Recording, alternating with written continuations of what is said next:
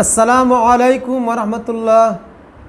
আলহামদুলিল্লাহি রাব্বিল আলামিন ওয়াসসালাতু ওয়াসসালামু আলা রাসূলিহিল কারীম ওয়া আলা আলিহি ওয়াসহাবিহি ওয়া আহলি বাইতিহি ওয়া উলামাই আহলি সুন্নাতি আজমাইন আমান তাবাহুম ইলা ইয়াউমিদ্দিন। আম্মা বা'দ। বিসমিল্লাহির রহমানির রহিম। প্রশ্ন হলো, কোরবানির সাথে আকিকা দেওয়া যাবে কি? হ্যাঁ, কোরবানির সাথে আকিকা দেওয়া যাবে, কারণ আকিকাটাও একটা কোরবানি। আর আকিকা যে কোরবানি, এ ব্যাপারে রাসূলুল্লাহ সাল্লাল্লাহু আলাইহি সাল্লাম থেকে বর্ণিত হাদিস রয়েছে সুনানি আবি দাউদে। রাসূলুল্লাহ সাল্লাল্লাহু আলাইহি সাল্লামকে জিজ্ঞাসা করা হয়েছিল আকিকা সম্পর্কে। রাসূলুল্লাহ সাল্লাল্লাহু আলাইহি সাল্লাম বললেন, লা ইউহিব্বুল্লাহুল উকুক, যে আল্লাহ তাআলা উকুককে পছন্দ করেন না। কান্নাহু কারিয়াল ইসম, কেমন যেন রাসূলুল্লাহ সাল্লাল্লাহু আলাইহি সাল্লাম আকিকা শব্দটা কি অপছন্দ করলেন। রাসূলুল্লাহ সাল্লাল্লাহু আলাইহি সাল্লাম বললেন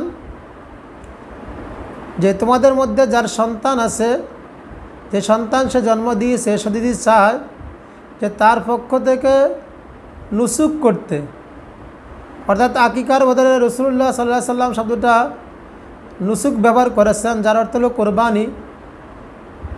অর্থাৎ যে তোমাদের সন্তানদের পক্ষ থেকে কোরবানি করতে চায়, যেটাকে আকিকা বলা হয়, অর্থাৎ আকিকা করতে চায়, ফালিয়াংসুক আনিল গোলামি শাতানে মুকাফিয়াতানে ওয়ানিল জারিয়াতি শাতুন, তাহলে সে যেন তার সন্তানের পক্ষ থেকে কোরবানি করে।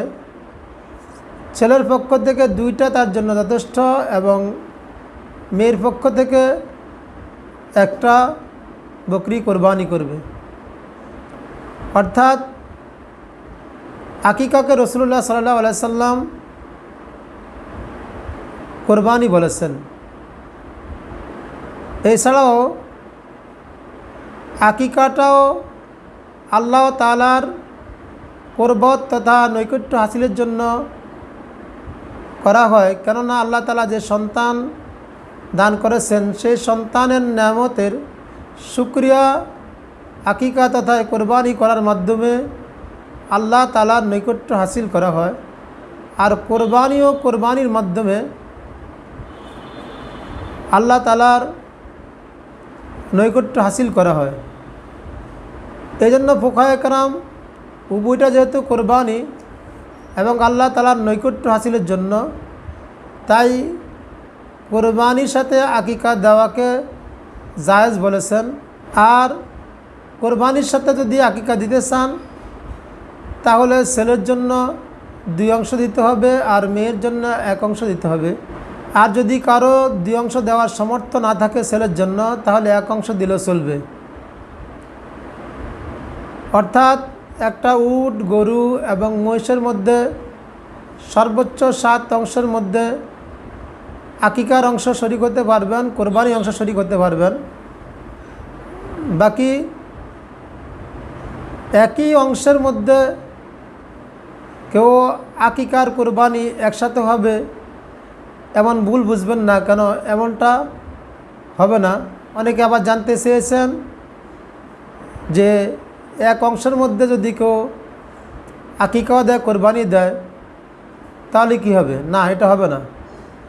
1 অংশের মধ্যে কোরবানি আলাদা দিতে হবে আর আকিকার জন্য আলাদা অংশ নির্ধারণ করতে হবে। আর আকিকার গোশত মা বাবা, আকিকা দাতা এবং আত্মীয় স্বজন, ধনী গরিব সবাই খেতে পারবে। কোরবানির গোশত যেভাবে বন্টন করা হয়, যে নিয়মে খাওয়া যায়, আকিকার গোশত ঠিক একইভাবে বন্টন করা যাবে, একইভাবে খাওয়া যাবে।